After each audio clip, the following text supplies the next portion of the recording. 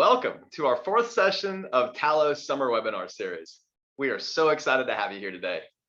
So it's time to start thinking like all your favorite sports teams do, which means looking for talent earlier and building your talent pipeline sooner to ensure that you are going to have a winning future. These webinar sessions are focused on how colleges, corporations, and organizations can plan for a successful recruiting season and develop a solid early talent pipeline strategy. My name is Shay Tai, and I'm the Vice President of Engagement at Tallo. And joining me today is Allie Chornick, the HR Generalist at Mascaro, and Rich Barcaskey, the Executive Director at CAWP, which is the Constructors Association of Western Pennsylvania. CAWP is a trade association representing over 200 heavy and highway construction and construction-related companies operating in the 33 counties of Western Pennsylvania. CAWP contractors are engaged in the construction of the region's highways, bridges, tunnels, airport runways, dams, waste treatment facilities, it's a long list, site preparation, and utilities installation. Mascaro was founded in 1988 on the simple premise to do it right the first time, which I think we all can agree is the best way. Mascaro is going to be one of the region's largest contractors. From general contracting, construction management, and building design, Mascaro performs construction in three major market sectors: buildings, power and industrial, and heavy highway. All right, our goal today is to engage, interact, and most importantly, learn from Allie and Rich. We've got 20 minutes, and I promise you it's gonna fly by quickly. So let's get started, shall we? Let's welcome Allie and Rich to the conversation. How are y'all doing? Good, how are you? Thanks for having us. Great. It's a pleasure, y'all. Appreciate you taking time out of your day to join us today on the webinar. So it's an honor. So let's dive right in, and we're going to get into the first question. And this really is kind of an easy one. It's a softball question. I know we just gave a little bit of an intro to Mascaro and CAWP, but starting with you, Allie, can you just share a little bit more about your role with Mascaro and how you discovered or stumbled upon that opportunity there? Sure. So as most HR professionals can probably relate to this, I feel like I get to wear a lot of different hats depending on the day or the time and year. But in my function as an HR generalist, I really get to support our current employees as well as potential future employees throughout their entire life cycle, employment life cycle process here. So current employees, I get to support them through onboarding, learning and development, also workforce development and recruiting. I'm fortunate enough to come from a higher education industry where I had the pleasure of witnessing and working with Mascaro construction project team on certain projects around the University of Pittsburgh's campus. And when I saw an opportunity to join this incredible company, I jumped pretty hard at the opportunity and haven't looked back since. Nice. Well, it sounds like a great company, and it's really cool that your prior experience in higher ed carries over so well into what you do. So I thought that was a pretty neat aspect of it. Mm-hmm. Rich, pleasure to have you here, sir. I'd love to learn more about your role at CAWP and how you came across that role. Sure. And thanks for having us this afternoon. But so as you said, Constructors Association of Western Pennsylvania, I'm the executive director of this trade association. We represent heavy highway contractors. We cover 33 counties of Western PA. We're located in Pittsburgh, and because of that, the locality that we're in, all of our contractors are union contractors, so they utilize building trades. So not only do we represent contractors, so we do things like system and contract administration, safety, and then of course workforce development. We work closely with the companies and with the union apprenticeship programs to try to attract people to the highway construction industry. It's awesome. And I know we've talked earlier before our webinar, and what's really cool and why we have you both here is that there is a unique partnership between you and Allie and CAWP and Mascaro, is there not? That is correct. So again, we represent a number over 100 contractors, but Mascaro and particularly with Allie's leadership is much more, I think is overly involved in the workforce area, understands that, you know, you have to get in early, as you said in the introduction. We have for several years have participated in a construction career advisory committee that Mascaro started. And basically what that does is it brings in trade associations like us, the unions, local career and tech schools, pre-apprenticeship programs throughout the area, and just bring the people that run all of that together to try to brainstorm ideas, share ideas, know what, support each other and all those endeavors. And it's really been a fantastic way to work with a number of people. I'm trying to get more people into this industry. Yeah, Rich, that's fantastic to hear. And that collaborative aspect and bringing industry and trades and education and all the stakeholders together in one room to figure out this problem together is definitely something that we agree with as well. So it sounds like you've got something that's working, and Mascaro, it sounds like you guys got something going on too. So Allie, I do have a question for you. And there's no secret that there is a unique talent shortage in the construction industry. Are you seeing it with Mascaro and in your region? And if so, what are you all doing to address this challenge? Sure. Yes, there is a significant shortage, especially in our workforce. We're always sourcing great talent, and we've really tried to up the ante with our recruiting efforts, our workforce development efforts. No stone is unturned as far as the relationships that we're working on making, the networking opportunities, the career fairs that we're participating in. From a Mascaro standpoint, to Rich's point, we've got such great partnerships throughout the community to really make sure that we're making that good faith effort to connect and really get in front of students as early as middle school to talk about the exciting opportunities for a long career opportunity within construction. I think a lot of people, or a lot of the misconception is if someone wasn't necessarily raised in the industry or doesn't have a familial tie to it, they can't picture themselves in the industry, or they assume the industry to be someone always maybe outside on a job site with a hard hat and a 2x4. And while that's a certain element of construction with our craft professionals, that's not all that the industry is. It's so robust, and there are so many pathways for so many different people at all different levels and all different points in their life to explore. So we really work on customizing our message to fit the demographic of our audience. So middle school students or elementary students, we have a great partnership through JA BizTown, where it's a simulated town and students can role play predetermined roles of a construction industry. So we've got 4th and 5th graders that assume or pretend to be a CEO for the day or a superintendent. And that's some of their first experience into a STEM career, if you will. So we really try to encourage them. And again, not everyone's going to want to go directly into a trade. Maybe they want to try their hand at a CTC. We've got great partnerships. So our messaging with high school students is different. And then maybe even those who pursue a college path. Again, it's a choose your own adventure industry that can be so fulfilling and financially rewarding at any stage in anyone's life. Sounds like there's lots of opportunity. There's lots of, and I remember us talking as well about that internal growth. There's so many different paths to take internally with Mascaro and the construction industry in general, and the chance to try a lot of different stuff and find kind of your niche and then grow within that. Just, it's something that, and a question came through about, what are some of the biggest misconceptions about construction? And, Allie, I think you hit on a lot of them. So really appreciate that. And it's really cool what you're doing.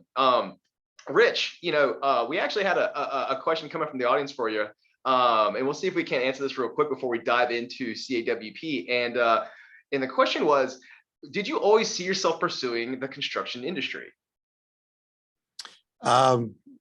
No, not at all. And it's kind of funny because actually my daughter sent me a text today. It said, "Who's working on the job that's between our house and her work?"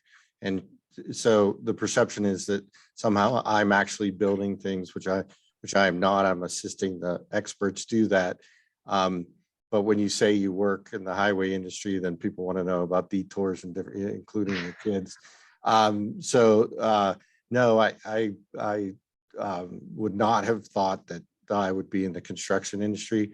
But one of the things that I'm very much glad I am, because it's one of those industries that very supportive. People tell it exactly how it is. There's no sugarcoating of things. And there's a lot of loyalty, things like that make it, a very special industry. Mhm. Rich and Allie, I don't think y'all knew this about me. I didn't mention it, but my degree and my initial experience in my career has been landscape architecture and land planning. So I was a Okay. community planner and urban designer for a number of years, and I got to work with contractors, civil engineers, structural engineers, and all those folks. Got to combat a little bit about what a retention pond looks like from a creative standpoint to like it needs to retain this much water standpoint. But I did experience the same thing with you. It's good people. They're people that are passionate about what they do. They love what they do, and they're just general there's a peace of mind in the industry that I don't think gets enough credit. So I got to experience that firsthand for a number of years. Okay, so Rich, we're going to stay with you. We talked about how to advocate for the trades in the construction industry. Can you share how the CAWP plays a role in that? Sure. So what, again, as in my opening, I explained, where we fit as the association. Most of the craft workers that come into the industry come through an apprenticeship program. And those are joint labor management run. But it's also trying to get the people to be aware of the opportunities in those apprenticeship programs. As Allie said, it used to be that it was, my dad was in construction or something like that. So there were a group of people that already knew about it. Now the demand is so much that you have to get out there and explain, beyond just your acquaintances. So what we looked at and said that, what we could serve as an association, serve a role for our contractors is to try to come up with a system where we're encouraging, especially young people, to consider, and really that's it, consider a career in construction. So we came up with, we have a website, it's called futureroadbuilders.com, and it has a lot of information there about career paths and different things like that, both on the craft worker level, also civil engineer, estimators, safety professionals. But then kind of a unique part of it is we also have what we call the skill arcade, and we work with a local company, SimCoach games in the past. And what we do is create small mini games, if you were mini games that are pertain to a certain aspect of the industry. So there's a game about operating a dozer. There's a game about operating an excavator, a crane, tying rebar, bridge safety, those types of things. And the idea they're all app-based. They're free, you can download them. And it just starts the conversation with kids to say, oh, I didn't realize that, construction had this, with GPS and equipment. I mean, if you look at a current piece of equipment, it looks like, an Xbox game system controller, Sure with all the buttons and controllers. So just trying to get that message across. So that's how we do that with Future. How do I turn this on? Oh, just up, down, left, right, A, B, A, B. Yeah. I struggle with that. So. Me too. This next question, and thanks for that, Rich. I think it's really cool. This next question is really for both of you, and I'm going to start with you, Allie. And Rich, please add if you would like. But that is, Rich, you mentioned the word, the apprenticeship opportunities, right? Let's talk about that word. Have you found it, Allie, in your realm, that the word apprenticeship is more helpful or hurtful when it comes to talking about career opportunities in your field? Oh, I don't know that I've heard anything as far as it being hurtful. It's definitely helpful and a value add. Those that maybe want to pursue the industry are more familiar with the terminology apprenticeship than maybe the typical internship for maybe those that see themselves immediately going to a 2 or 4 year college after high school compared to an apprenticeship program. We're really working as a union employer with our craft professionals, really working on ensuring that we're educating candidates and potential additions to the construction industry on the perks of an apprenticeship program. You get paid on the job payment to learn. And some of these apprenticeship programs, you can earn college credit for that. So again, even this notion of college, if it's not for you now, it may be for you down the road. And with the way the world is these days and the cost of higher education, these apprenticeship programs, even some pre-apprenticeship programs, we're seeing a big trend with that as well. Pre-apprenticeship, okay. From I a like that. recruiting standpoint, are just such instrumental and valuable opportunities for people to really get a head start on their career, financially and professionally speaking. So I've not seen anything necessarily negative, if anything, really trying to enhance the conversation around apprenticeship programs and then those pre-apprenticeship programs to start professional development earlier. Well, that's great news. And, I like the idea of, just basically, when you're younger, right, you have different priorities, right? Like finances is not a big thing in your head. You're not thinking about how big that's going to be in the future. But if you know about an apprenticeship earlier and you're like, oh, well, that's cool, like not for me right now. But then you get to a point in your life where finances and things like that are a big deal. It's great to know that that option exists as opposed to never knowing about it at all. So I love that long-term approach. Rich, in your world, and I know you got kind of a different vantage point, and you got your hands in a bit more, in a bit more of a holistic view of things. How do you feel about the word apprenticeship? Is it found helpful, hurtful, or neutral? What say you, sir? I think it especially in these times, it creates a bit of a challenge because it's used incessantly, I guess, in government and in the news media, apprenticeship programs. So what's interesting, the construction industry has always been involved in apprenticeship programs, and those apprenticeship programs, like I said, they can range from anywhere from 3 to 4 years.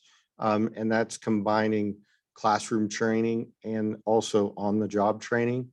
So, you might spend 70% of the year on a job and then 30% of the year in the classroom learning things. So it's a 4-year commitment, usually based on, how much work is out there. Whereas now, a lot of times when you're talking apprenticeship program, it's usually, a company that's part of an industry that's doing something, maybe it's 6 months or something like that. And for the person that's getting involved in it, they recognize that this apprenticeship is with, XYZ company, and they go there the first day. They're going through the apprenticeship. They're with the company. They're dealing with the company people. They're getting paid by the company. Whereas on the construction side, and that's why I say it's a challenge, is, you're basically honing your skills so you can work for a number of different contractors out there. So the challenge is that when you say apprenticeship, a young person says, well, who's my employer and how much am I getting paid? Well, that so they think apprenticeship equals job, which it does eventually, but not right off the bat. It's an important distinction. Yes, there's a process, I guess, and that trying to get people to understand that process. But then if you think about it, I mean, do you want just somebody showing up one day and you're like, hey, here's how this crane works and good luck, hope it works out well? No. I recently talked to somebody with the operating engineers apprenticeship program, and he said that he graduated 4 years, 4,000 hours. He said, I really didn't, I became a journey person after 4 years and when I graduated, but I didn't really feel comfortable, in comfortable meaning when he got a call for a job and said, okay, you got to come out here and run this excavator. I didn't really feel comfortable until about 10, 12 years after being a journey person, because there's a lot more to learn. Sure. No, I mean, and super helpful there, Rich. That's great information. So thanks for sharing that. So What we're doing is we're going to try to sneak one more question in because, like I said, this 20 minutes goes by super quick. For those of you who are at the 20-minute mark and you have to go, we hope you can stay, but we're going to go just a few minutes over, sneak one more question in because we're having a lot of fun here. So this last question, Allie, we're going to go to you, okay? And let's talk hard recruiting. When recruiting for Mascaro, are there any tips or insights that you can share in terms of connecting with talent and getting them pumped up about what you all do there? Oh my gosh. Well, I hope that my just excitement and enthusiasm about the industry can really grab someone right away. But again, really trying to not only sell the industry, which I don't know is necessarily a hard sell by any means, but really talking about the culture here at Mascaro, the type of work environment that we offer, union or non. It's just really a special organization and a special place to work. So as far as recruiting, I want to really get to the root of what someone's looking for, again, regardless of what age they are, what opportunities they're pursuing, and connect them to the right people, whether it's our contacts with CAWP, training apprenticeship program directors and trainers. We want to make sure that we're getting them connected so that if maybe at this particular point in time, there's not an opportunity, we always stay dialed in because, you know, that journey person's going to work their way up in the ranks and be an exceptional superintendent. And we want them to think of Mascaro when they're ready for that next opportunity. So with recruiting, it's not just about sinking our teeth into a candidate for a short-term gain. Like this industry, like the projects we build, we're really intentional.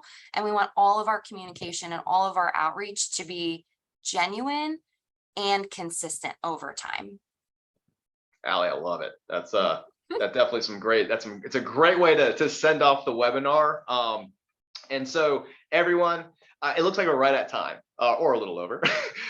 So we want to thank you for everyone who stuck around, and a special thanks to Allie and Rich, who provided some wonderful insight information today. And we have so much more to talk about that I wish we could go over, but maybe we can have part 2 sometime. Anyway, thank everyone for joining the conversation. I know a few questions came in by the audience that we couldn't quite get to, but no worries. We're going to share those questions with Allie and Rich after this webinar so they can get back to you all with your questions. So also, we're going to have the contact information for them up on the screen. So if you have any follow-up questions for them, feel free to reach out. Also, please make sure you sign up and join us for our next session on July 21st at 1 p.m. Eastern Standard Time, where we're going to actually flip over to the corporate side in the fashion industry and talk to Nicole Moses at J. Crew, who I personally love, wear a lot of their clothes. So super excited to talk to her and learn more about their recruiting practices and early talent pipeline building in the fashion and clothing industry. Thank you so much, everyone, for joining us again. Have a wonderful week. And Allie and Rich, thank you so much. Thank you.